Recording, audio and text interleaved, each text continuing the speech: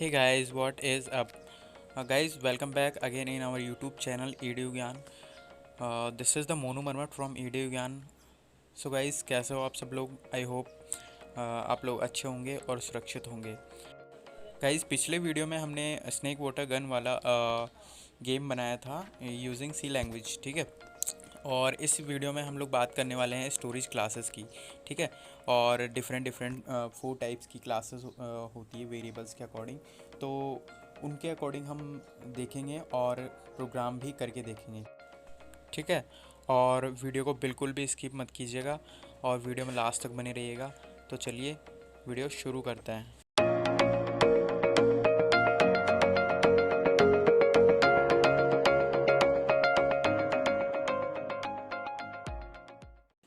So guys, हम लोग आ चुके हैं स्टोरेज क्लासेस पे, ठीक है. अब फर्स्ट ऑफ ऑल हमें समझना है स्टोरेज क्लासेस क्या होती है, ठीक है. स्टोरेज क्लासेस गाइज़ हम समझेंगे, उसके बाद प्रोग्राम करके देखेंगे, तो वीडियो में बने रहिएगा. Storage classes defines scope, default, initial value and life time of a variable, ठीक है. तो एक स्टोरेज क्लासेस होती है, वो स्कोप को डिफाइन करती है और डिफ़ॉल्ट इनिशियल वैल्यू की वेरिएबल की इनिशियल वैल्यू क्या होगी, ठीक है. बाय डिफ़ॉल्ट अगर हमने वैल्यू नहीं दी इनिशियल, तो वो डिफ़ॉल्ट ही लेगा, ठीक है. और उसका वेरिएबल का लाइफ टाइम मतलब वो कब तक चलेगा. And memory assigned to a program in a typical architecture can be broken down into 4 segments. ये प्रोग्राम में जो मेमोरी असाइन होती है वो डिवाइड होती है 4 सेगमेंट्स में, ठीक है. First of all code, then static and global variables, then stack and heap, ठीक है. इन 4 पार्ट्स में डिवाइड होती है और इसके अकॉर्डिंग उसमें मेमोरी अलॉट होती है स्टोरेज में, ठीक है. देन हम लोग आगे कंटिन्यू करते हुए एट्रीब्यूट्स के बारे में समझते हैं, ठीक है. Storage class defines following attribute about a variable in C, ठीक है. तो फर्स्ट ऑफ ऑल स्कोप होता है, डिफ़ॉल्ट इनिशियल वैल्यू होती है एंड लाइफ टाइम होता है, ठीक है. अब हम लोग फर्स्ट ऑफ ऑल स्कोप को समझेंगे, ठीक है. देन डिफ़ॉल्ट इनिशियल वैल्यू को एंड लाइफ टाइम को. तो first of all scope, where will this variable be available, मतलब जहाँ पे वेरिएबल अवेलेबल होगा ना, तो वो स्कोप के अंदर ही होगा, ठीक है. देन सेकंड है डिफ़ॉल्ट इनिशियल वैल्यू. हमने मान लो एक वेरिएबल दे दिया इंटीजर ए, अब उसकी वैल्यू नहीं दी हमने, ठीक है. तो जो इंटीजर ए की इनिशियल वैल्यू होगी ना, वो डिफ़ॉल्ट होगी गाइस, ऑलवेज डिफ़ॉल्ट होगी, बिकॉज हमने यहाँ पे कुछ दिया ही नहीं इंटीजर ए को, तो वो अपने अकॉर्डिंग डिफ़ॉल्ट वैल्यू लेगा. अब थर्ड है लाइफ टाइम ऑफ वेरिएबल, मतलब वेरिएबल की कितनी लाइफ है या वो कब तक वैलिड है, ठीक है. एंड लास्ट में हम लोग क्लासेस के बारे में बात कर लेते हैं. तो in C language following storage classes are most oftenly used. अब इसमें फर्स्ट है automatic variable, then second external variable, then third है स्टैटिक वेरिएबल्स, और fourth and last one is register variable, ठीक है. अब first of all automatic variables classes, ठीक है. तो ऑटोमेटिक वेरिएबल क्लासेस के अंदर क्या होता है, ऑटोमेटिक वेरिएबल को रन टाइम पे डायनेमिक मेमोरी अलॉट होती है, ठीक है. और वो ओनली ब्लॉक्स या स्कोप्स के अंदर ही वैलिड रहती है ना. तो इसको हम लोग और प्रोग्रामिंग के थ्रू देखेंगे अभी एक्सपेरिमेंट करके. देन एक्सटर्नल वेरिएबल्स में क्या होता है, एक्सटर्न हम यूज़ करते हैं इंट के अंदर, वेरिएबल के अंदर. तो वो क्या है, ग्लोबली डिक्लेयर होता है, ठीक है, इन ऑल प्रोग्राम या ऑल फंक्शन, ठीक है. तो इसको भी हम लोग डीपली प्रोग्राम के थ्रू देखेंगे.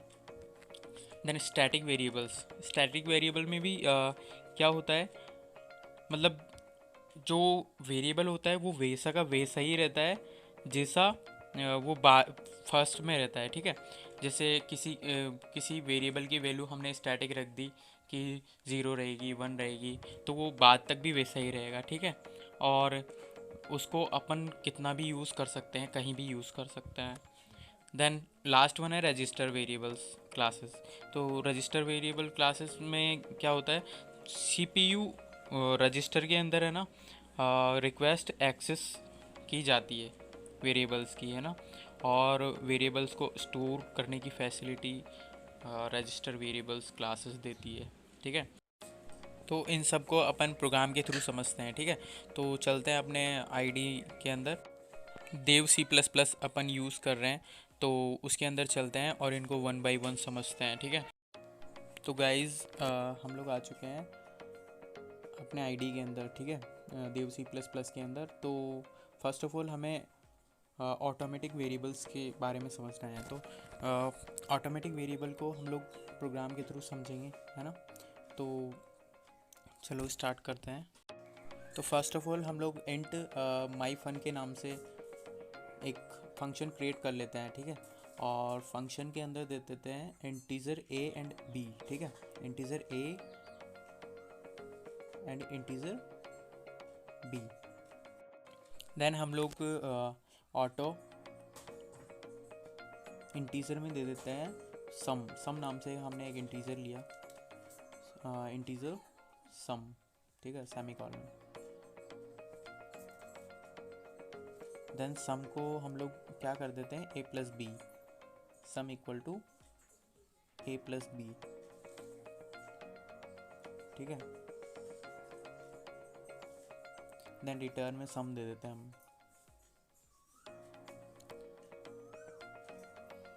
अब इंटीजर मेन तो ऐसे कैसे ही चलेगा। देन हम लोग फंक्शन को कॉल करवाते हैं, ठीक है। Function calling integer sum is equal to my fun 3 5, ठीक है, 3 5। देन प्रिंट में दे देते हैं यहाँ पे, प्रिंट मैं देता हूँ यहाँ पे print F the some is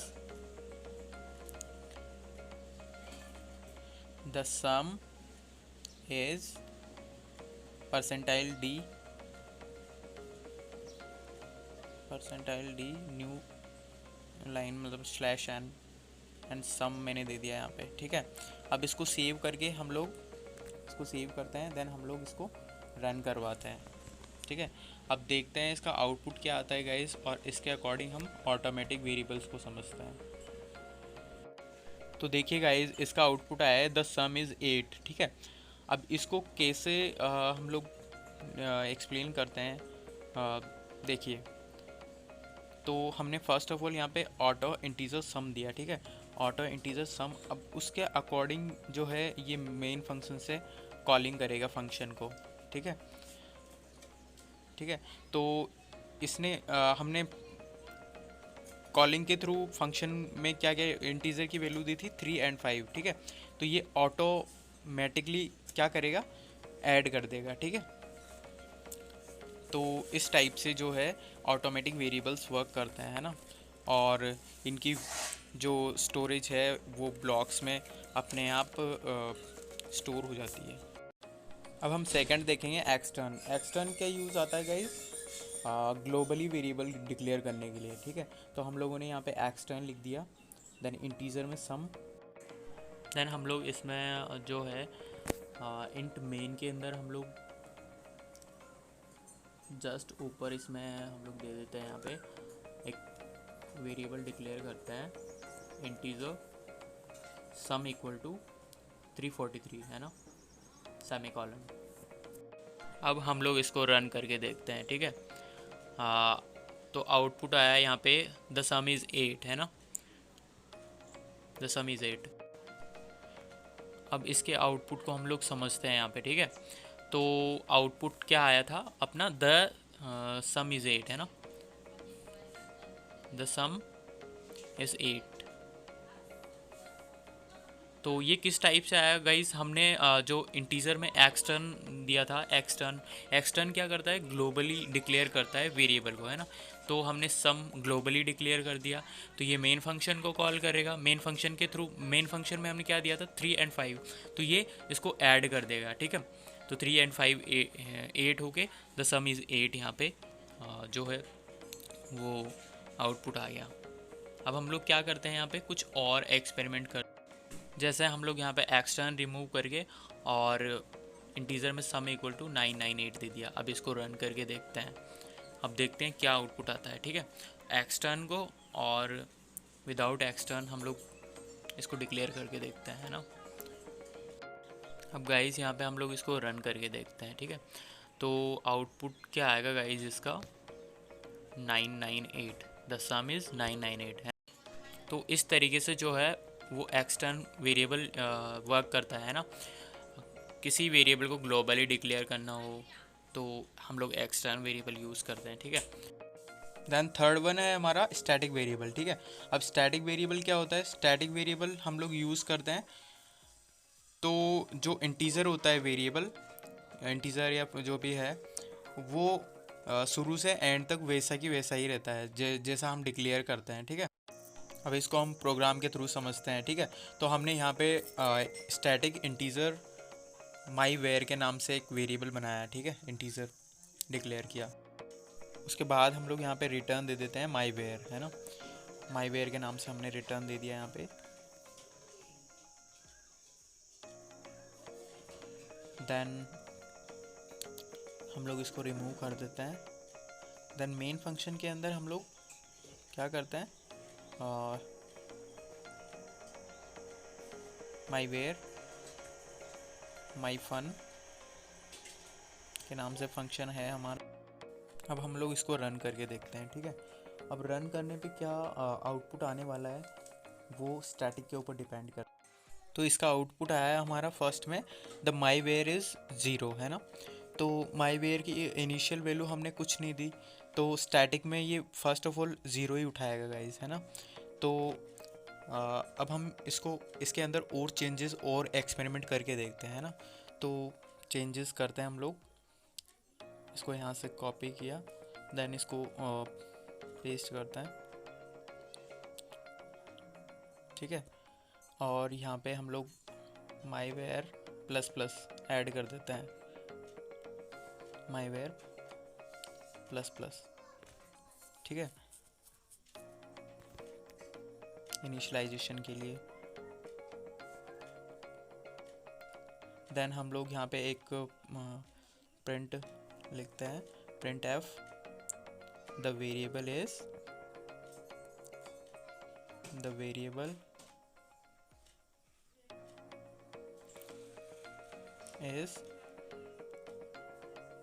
percentile d slash n के बाद हम लोग यहाँ पे कॉलन लगा के और माई वेयर डिक्लेयर कर देते हैं। ठीक है, देन सेमी कॉलन। अब हम लोग इसको सेव करते हैं, है ना। सेव करके हम लोग इसको रन करते हैं और चेंजेस देखते हैं कि क्या चेंजेस आते हैं, है ना। यहाँ पे एरर शो कर रहा है गाइस बिकॉज यहाँ पे हमने री डिक्लेरेशन किया है, इंटीजर मेनी टाइम्स आ रहा है यहाँ पे, तो हम लोग इसको रिमूव करते हैं, है ना। हम लोगों ने इसको रिमूव कर दिया। अब हम लोग इसको सेव करके रन करते हैं और देखते हैं कि इसके अंदर क्या चेंजेस आते हैं। ठीक है,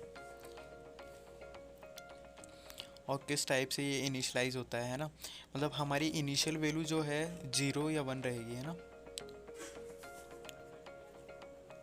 अभी माई वेयर प्लस प्लस है तो आप इनिशियल वैल्यू जो है 1 रहेगी, फिर 1 से इंक्रीमेंट होती रहेगी। ठीक है,